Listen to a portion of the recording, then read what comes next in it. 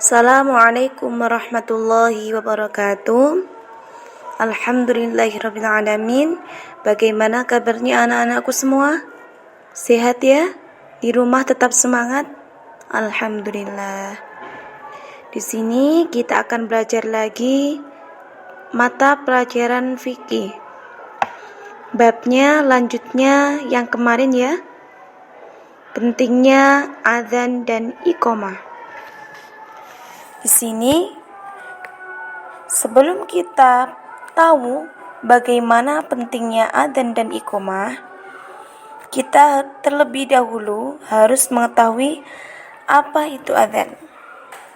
Adzan adalah panggilan untuk seluruh umat Islam bahwa waktu sholat wajib telah tiba dan panggilan untuk sholat berjamaah. Itu ya. Paham ya? Kemudian keutamaan adzan sebagai berikut. Yang pertama, adzan adalah seruan paling dahsyat. Maksudnya, adzan adalah seruan indah yang dikumandangkan 5 kali dalam sehari semalam di seluruh penjuru dunia dengan bunyi yang sama, mengagumi kebesaran Allah, mengajak untuk sholat, dan menggapai kemenangan. Yang nomor 2, adzan sebagai pengingat untuk melawan hawa nafsu. Bunyi lafaz adzan, hayya 'alal falah, yang artinya, mari menuju kemenangan. Artinya, kita diajak untuk menang melawan hawa nafsu. Contohnya, saat kita malas melakukan jamaah di masjid, setelah adzan dikumandangkan, kita melawan kemalasan itu, sehingga membuat kita menang. Yang ketiga, adzan mengusir setan. Abu Hurairah menceritakan bahwa Rasulullah SAW bersabda, apabila diserukan adzan untuk sholat, syaitan pergi berlalu dalam keadaan ia kentut hingga tidak mendengar adzan. Bila muadzin selesai mengumandangkan adzan, ia datang hingga ketika diserukan iqamah, ia berlalu lagi.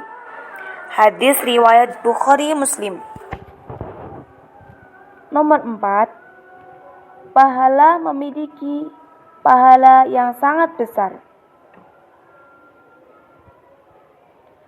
Dari Abu Hurairah radhiyallahu anhu mengabarkan sabda Rasulullah, seandainya orang-orang mengetahui besarnya pahala yang didapatkan dalam adzan dan shaf pertama, kemudian mereka tidak dapat memperolehnya kecuali dengan undian, niscaya mereka rela berundi untuk mendapatkannya. Hadis riwayat Bukhari Muslim. Yang kelima, yang mendengar adzan, baik makhluk atau benda, akan menjadi saksi bagi muadzin. Seperti dijelaskan dalam hadis Nabi, tidaklah suara adzan didengar oleh pohon, lumpur, batu, jin, dan manusia, kecuali mereka akan bersaksi untuknya. Hadis riwayat Ibnu Khuzaimah. Diriwayatkan pula dari Bukhari, tidaklah jin dan manusia serta tidak ada sesuatu pun yang mendengar suara lantunan adzan dari seorang muadzin, melainkan akan menjadikan saksi kebaikan bagi muadzin pada hari kiamat nanti. Hadis riwayat Bukhari. Yang nomor 6, orang yang mengumandangkan adzan akan dimintakan ampun atas dosanya. Ibnu Umar berkata, Rasulullah SAW bersabda, diampuni bagi muadzin di akhir adzannya, dan setiap yang basah dan yang kering akan mendengarkan adzannya akan memintakan ampun untuknya. Hadis riwayat Ahmad. Kemudian yang nomor 7, pahala bagi muadzin seperti dijelaskan dalam hadis. Muadzin mendapat pahala seperti pahala orang yang sholat bersamanya. Hadis riwayat An-Nisa'i.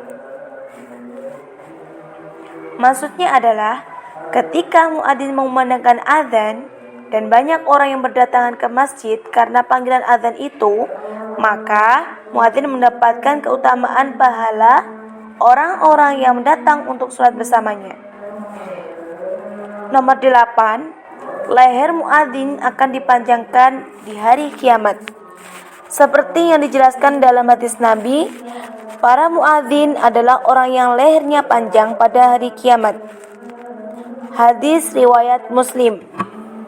Nomor 9, muadzin akan dibanggakan Allah di hadapan malaikat.